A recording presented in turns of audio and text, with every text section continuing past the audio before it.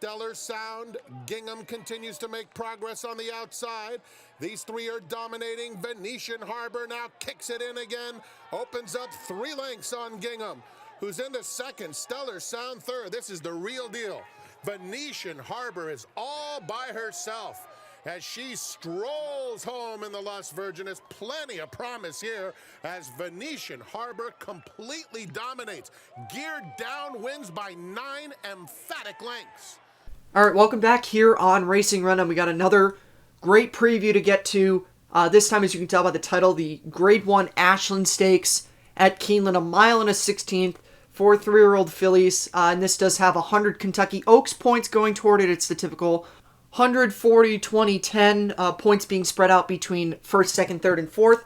And even though this is a 6-horse field, this is a very high-class group, very talented group of fillies. All of them have run really well in past races. So I'll get to talk about the field right now, the 6 horses. 1 is Alta's Award, 2 is Venetian Harbor, 3 is Bonnie South, 4 is En Votant, 5 is Tonalist Shape, and 6 is Speech. To get it a little bit into the pace setup of this race fairly quickly, the 1 speed horse in this race is Venetian Harbor, who likely is going to be the favorite, or at least I should say the 1 consistent, committed speed horse. There are a couple of other horses that have won on the lead in the past, but I don't think that they're necessarily going to be doing that here. Those would be the 4 En Votant and the 5 Tonalist Shape. It is worth mentioning with Tonalist Shape, she has not raced ever outside of the state of Florida. This would be the first time she ran outside of the state of Florida, and this I also would say would probably be her toughest test since she ran against Swiss Skydiver. But I think overall this is the best group of horses she will ever have faced. Just going through each of the 6 horses right here, you've got the 1 Alta's Award.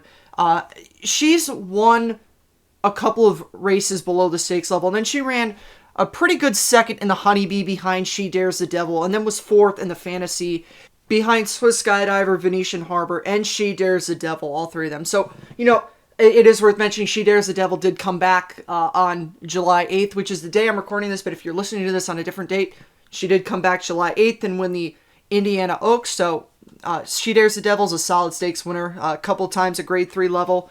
And so Alta's Award is finished behind her twice, and then the 2 others, Venetian Harbor and Swiss Skydiver, both, there's so much to be advertised about them. Venetian Harbor is the next race I'm going to get into. Her first race, not that I draw a line through it, but when I look at her overall quality as a racehorse, she's never finished worse than second. Her first race was on the grass. It's fairly obvious that once she went to the dirt, she completely took to the dirt level.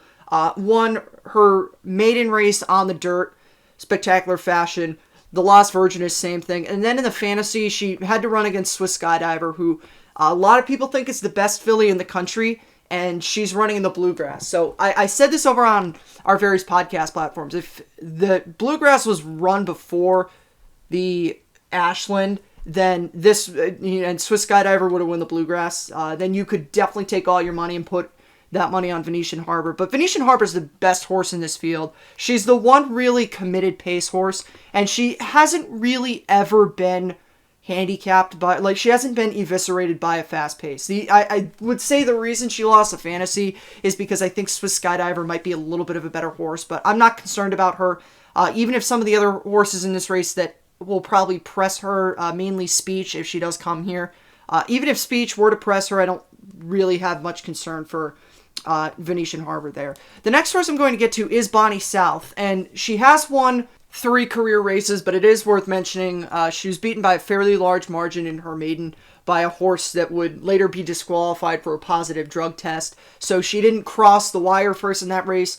She has crossed the wire and won her last 2 races, including the Fairgrounds Oaks, over a horse Finite that a lot of us thought was going to be one of the really top 3-year-old fillies in the class. She hasn't run since the Fairgrounds Oaks, both Finite and Bonnie South. But Bonnie South is probably going to be near the back of this race, probably either 4th or 5th. I'm a little bit concerned about whether or not she will be able to take on the likes of Venetian Harbor, Speech, and the other really good horse in this race. But she is a grade 2 winner, and we do have to give her credit for the victory that she had in the Fairgrounds Oaks.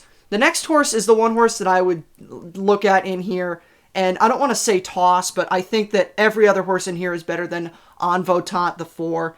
She's never ran into graded stakes before, and she did run in a black type at Gulfstream, but she was beaten 4th place in that. Not really super impressive from her, and she would have to step up and run the race of her life to beat the horses in this race. So I really don't think we're going to see that kind of an effort from En Votant, a horse that hasn't won at the stakes level. But she did win a nice allowance at Churchill last start out, so I will give her credit for that.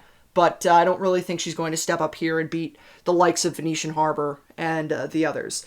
The 5-horse Tonalist Shape has won 6 of 7 career races, does have one off-the-board finish in the Gulfstream Park Oaks. That race was a really weird race. None of the horses that we expected to run well ran well in that. Obviously, Swiss Skydiver has come out of that race to be a really fantastic racehorse, but none of the horses we really expected to see stuff from, like Tonalist Shape, like Spice is Nice, ran in the money finishes. So that was just a really weird race. But the question for me with Tonalist Shape is, how is she going to do running outside of Florida? And it's not because I don't think I only run a Gulfstream horse, but she's never really faced this caliber of horse except in the Gulfstream Park Oaks when she was beaten soundly by Swiss Skydiver. So I would be very concerned about what I'm going to get from Tonalist Shape. I don't really like her too much in this spot. Again, I think there are much better horses than her. And finally, the 6, Speech. I will mention she is cross-entered with this race and the Baymount on Friday, July 10th, excuse me. So it remains to be seen where we will see her. But Speech, even though she's only won 1 career race, has been spectacular in all of her race. And it's really hard to say, it's really strange to say that about a horse that has not won a graded stake and has not won a race outside of her maiden. But take a look at the horses that Speech has finished behind. In her maiden race, she ran in the same grass race, I should say, that Venetian Harbor was second in. She was 3rd behind Venetian Harbor. She won her maiden at Los Alamitos. Then she ran an allowance optional claimer at Santa Anita on the 1st of February, where she was beaten by a horse, Auberge. Auberge, if you remember back from way early in the year, ran second to what we thought was going to be Bob Baffert's best filly, Bast. Bast has since been injured and was retired. But then Speech came back and ran a really good second behind Donna Veloce and the Santa Isabel. And Donna Veloce was spectacular in that race, and who knows, Donna Veloce might be one of the best 3-year-old fillies in the country. I know prior to seeing what we have seen from Gamine and Swiss Skydiver, my co-host Eric has said that Donna Veloce was the best 3-year-old filly in the country. After that, you go to Oaklawn Park on the 2nd of May.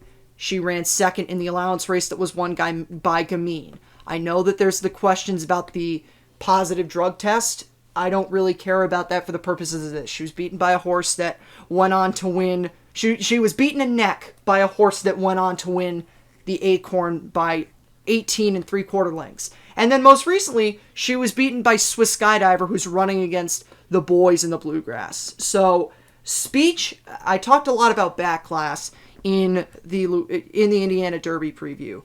This is the ultimate back class horse here. She has run second to 4 of the best 3-year-old fillies in the country: Gamine, Swiss Skydiver, Venetian Harbor, and Donna Veloce, and she ran second behind a horse who was beaten only a couple of lengths by a horse, Auberge, who was only beaten a length and 3/4 by Bast, who, if she had not been injured, would still be in the conversation for best 3-year-old filly in the country. So the back class is there for Speech. I don't know if she can win this race, though, because Venetian Harbor's here, and she was beaten by Venetian Harbor once when those 2 fillies were going on the grass. Now Venetian Harbor is a much better horse on the dirt than she was on the grass. So I really don't think that Speech can beat her. But if you look at Speech compared to some of the other horses in this race, Speech is probably the second best horse in this race if you look based on the horses that she's running behind.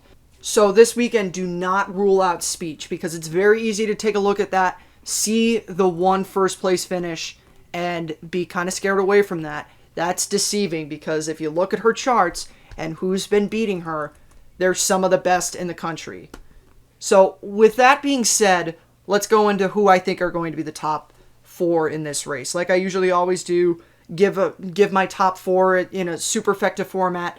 I'm going to go with Venetian Harbor only because she's the most consistent speed and really the only consistent speed in this race. As I mentioned, the 4 and the 5 horses on Votant and Tonalist Shape have won on the lead before, but I don't think that they're going to go to the lead here, and I think Venetian Harbor is going to be pretty much alone up there. Speech is probably going to be a little bit behind her second, but not up there dueling with her, and you'll have the other 4 horses probably within a couple of lengths of each other behind Venetian Harbor and Speech. I will go with Speech second because Speech has been running second to every single top class older filly in this country, so I think that's going to continue.